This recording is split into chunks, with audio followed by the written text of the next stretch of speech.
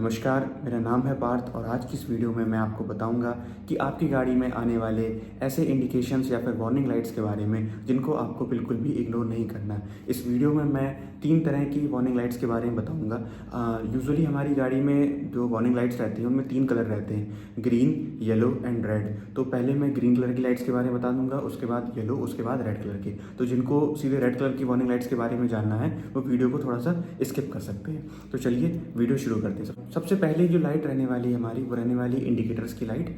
और ये अगर आपने गाड़ी राइट साइड इंडिकेटर ऑन कर रखा है राइट साइड टर्न करने के लिए तो कुछ इस तरह से राइट साइड ब्लिंक करेगी, और अगर लेफ्ट साइड टर्न कर रखा है तो ये लेफ्ट साइड ब्लिंक करेगा। दूसरी लाइट के बारे में बात करें तो वो रहने वाली है हमारी लो बीम की लाइट। जब आप गाड़ी की हेडलाइट ऑन करते हैं तो इस तरह की लाइट आपकी गाड़ी में MID पर डिस्प्ले होती है, तो इसका मतलब ये होता है कि आपकी गाड़ी की हेडलाइट ऑन है।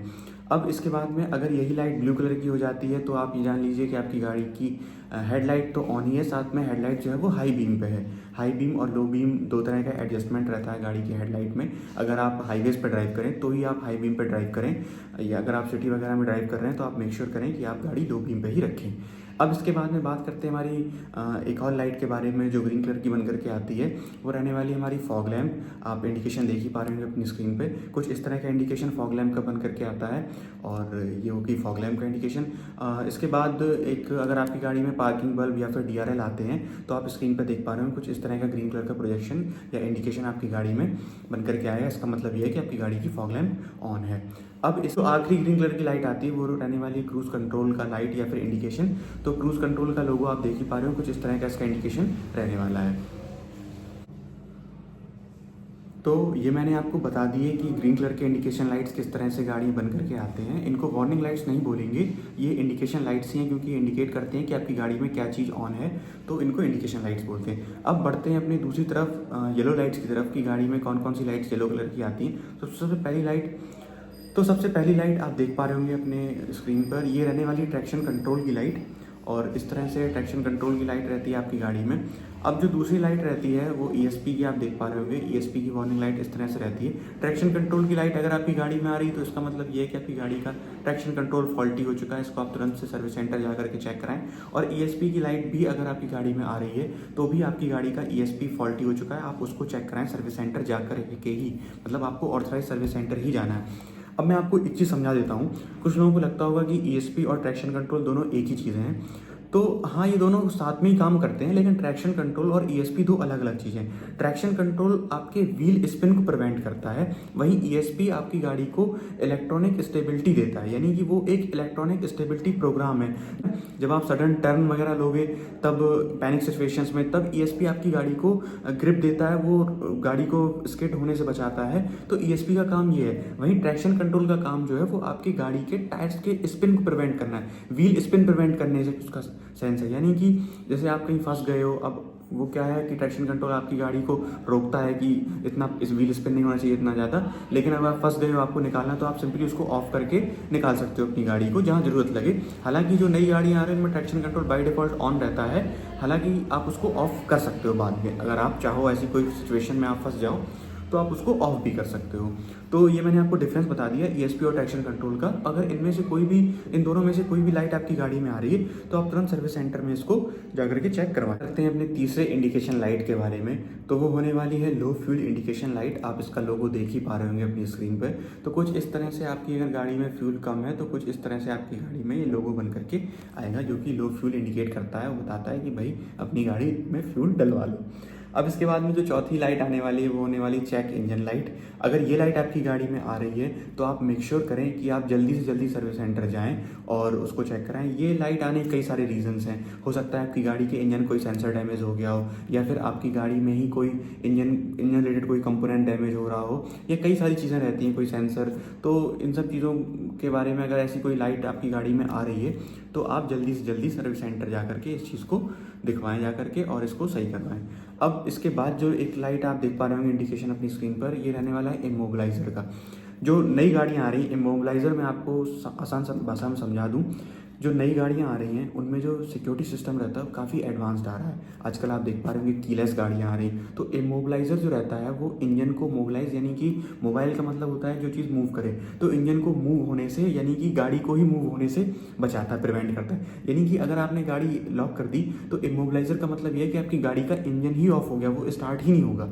अगर कोई बिना किसी फालतू की या फिर अनऑथराइज्ड की से खोलना चाहेगा तो वो स्टार्ट नहीं हो, कुछ जुगाड़ करके कोई खोल ले तो वो अलग चीज़ है। आजकल तो स्कैन कर लेते हैं आपकी की को स्कैन करके फिर चोरी कर लेते हैं, तो वो अलग चीज़ हो गई। लेकिन अगर कोई कोशिश करता है आपकी गाड़ी को स्टार्ट करने की अलग तरीके से कुछ छेड़छाड़ करता तो उस केस में आपका इमोबिलाइज़र ऑन होता है। और ये लाइट अगर आप गाड़ी चला रहे हैं और तो नहीं आनी चाहिए वैसे तो, और अगर आ भी रही है, पहली बात अगर ये लाइट आ गई आपकी गाड़ी में तो आपकी गाड़ी स्टार्ट ही नहीं होगी। आप ना स्टार्ट कर पाएंगे ना आप कुछ कर पाएंगे, सीधे आपको सर्विस सेंटर ही ले जानी पड़ेगी टो करवा के गाड़ी। तो ये हो गई इमोबिलाइज़र की लाइट। इसके बाद जो इंडिकेशन आता है वो एबीएस का इंडिकेशन आता है, ये भी येलो कलर का रहता है। अगर आपकी गाड़ी में ये लाइट भी आ रही है तो भी आप इसको इग्नोर ना करें। हालांकि एबीएस और ट्रैक्शन कंट्रोल की लाइट एक साथ ही आती है गाड़ियों में, क्योंकि अगर गाड़ी का एबीएस काम नहीं करेगा या फिर ट्रैक्शन कंट्रोल मतलब उसमें कुछ फॉल्टी सेंसर वगैरह फॉल्टी होंगे तो एबीएस की लाइट भी आएगी। एबीएस की लाइट को आप इग्नोर ना करें, ये येलो कलर से भी बन के आ सकती है, रेड कलर से भी बन के आ सकती है, तो आप इसको इग्नोर ना करें, क्योंकि आफ्टर ऑल एबीएस भी एक सेफ्टी फीचर है जो अगेन आपकी गाड़ी को स्किड होने से या फिर आपकी ब्रेकिंग डिस्टेंस को कहीं ना कहीं कम करता है। आपने ब्रेक लगाए वो स्किड होने से बचाता है गाड़ी को, तो जाहिर सी बात है आपकी ब्रेकिंग डिस्टेंस कम ही होगी, तो इसलिए आप उसको भी इग्नोर ना करें। अब जो इसके बाद में एक और बन करके आता है साइन, आप देख पा रहे होंगे अपनी स्क्रीन पे, इसको बोलते हैं प्री हीट वार्निंग लाइट या फिर glow plug warning light. Skoda वगैरह गाड़ियों में ये इंडिकेशन बहुत जल्दी आने लगता है, हालांकि ये डीजल गाड़ियों में ज़्यादा आता है। और इसका काम क्या रहता है, जो प्री हीट मैंने आपको बताया कि जो इंजन रहता है डीजल इंजन वगैरह, उसमें एक सिस्टम रहता है प्री हीट करने का, कि आपने गाड़ी इग्निशन ऑन किया तो उसके बाद में थोड़ा सा इंजन प्री हीट होता है, उसके बाद में आप इंजन को स्टार्ट करें। क्योंकि डीजल इंजन में अगेन वही चीज़ है, उसमें बहुत सारे प्रिकॉशंस रहते हैं कि डीपीएफ ये वो फलाना चीज़ है, तो ये प्री हीट वाला भी उसी में ही डीजल इंजन में ही सीन रहता है ज़्यादातर। पेट्रोल इंजन में ऐसा कोई सीन नहीं रहता है। अब इसके बाद में जो एक और लाइट रहती है वो रहती है टीपीएमएस की लाइट। ये भी एक सेफ्टी फीचर है, सबसे पहले मैं इसका फुल फॉर्म बता दूं आपको।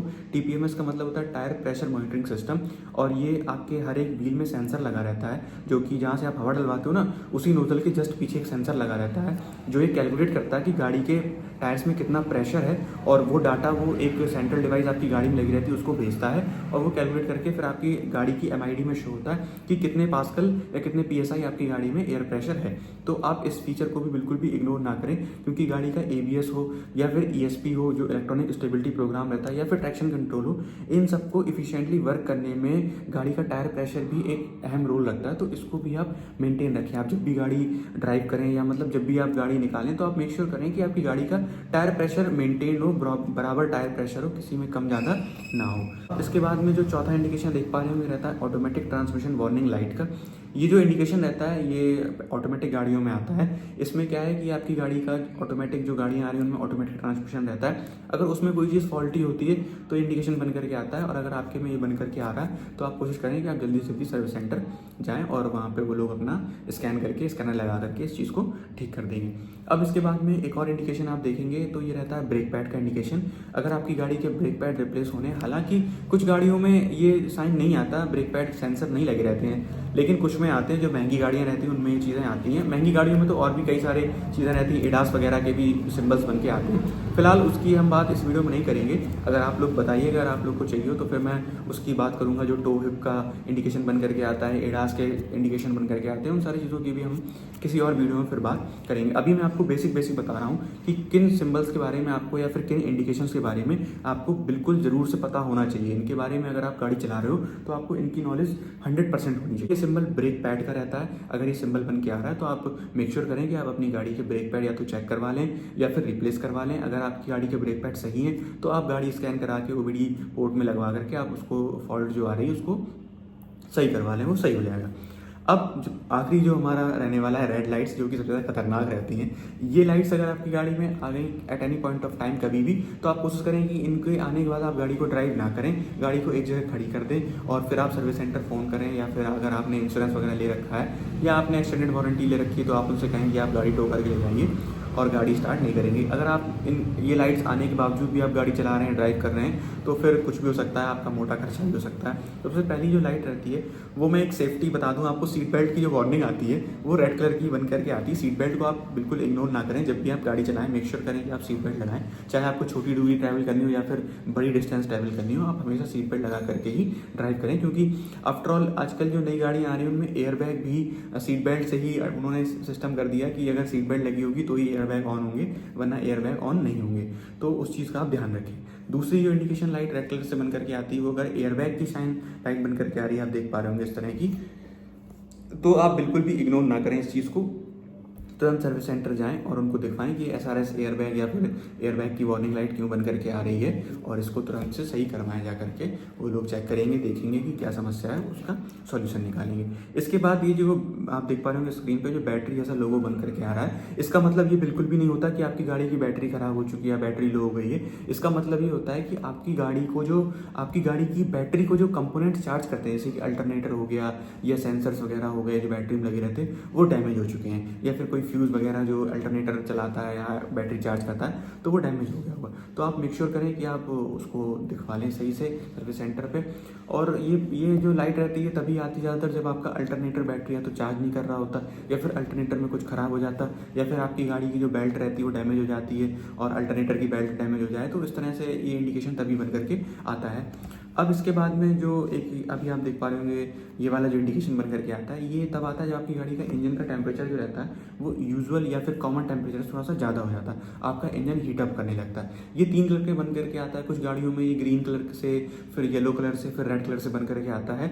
लेकिन जो नई गाड़ियाँ आ रही हैं कुछ में ये सिर्फ तभी आता है जब रेड कलर का ही बन करके आता है, जब आपकी गाड़ी का टेम्परेचर एक मिनिमम टेम्परेचर से बहुत ज़्यादा एक्सीड कर जाता है, तभी ये बन करके आता है। गाड़ी का इंजन का आइडल टेम्परेचर जो रहता है वो एक्सीड हो जाता है जब आइडल से ज़्यादा, तब ये साइन बन करके आता है। तो आप इसको भी बिल्कुल भी इग्नोर ना करें, और जैसे ये साइन बन करके आए तो आप गाड़ी खड़ी कर दें। मेक श्योर करें कि इंजन थोड़ी देर ठंडा हो, फिर उसके बाद में आप स्टार्ट करके देख सकते हैं। अगर ये साइन जा रहा है तो ठीक, अगर नहीं जा रहा तो अगेन फिर आप वही काम करें, फ़ोन करें सर्विस सेंटर और सर्विस सेंटर में जा करके कंप्लेन करें अपनी, और ये समाधान वहीं से हो पाएगा।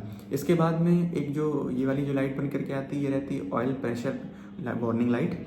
ये जो लाइट बन करके आ रही है ये रहती है। इसके बाद में ये जो लाइट बन करके आ रही है ये रहती है ऑयल प्रेशर वार्निंग लाइट, इसको चेक इंजन ऑयल लाइट भी बोलते हैं। इसमें क्या रहता है कि आपकी गाड़ी का जो इंजन ऑयल है वो थोड़ा सा लो हो गया है, थोड़ा सा नहीं, लो से थोड़ा ज़्यादा लो हो गया है, तो उस केस में भी आप इसको करें। हालांकि इंजन ऑयल का लेवल आप खुद से भी चेक कर सकते हैं। आपको बोनट खोलना है, इंजन बे में आप देखिएगा कि किस तरफ आपकी डिपस्टिक लगी हुई है, आपको डिपस्टिक निकालनी है। डिपस्टिक में नीचे की तरफ 2 इंडिकेशन बने रहते हैं, और अगर उनके बीच में फ्यूल का लेवल है, अगर उनके बीच में इंजन ऑयल का लेवल है तो आप जानिए कि इंजन ऑयल ठीक है। अगर उन इंडिकेशन से नीचे जा रहा है इंजन ऑयल का लेवल तो आप समझ जाइए कि आपका लेवल कम है और आप इंजन ऑयल टॉप अप करवा लें।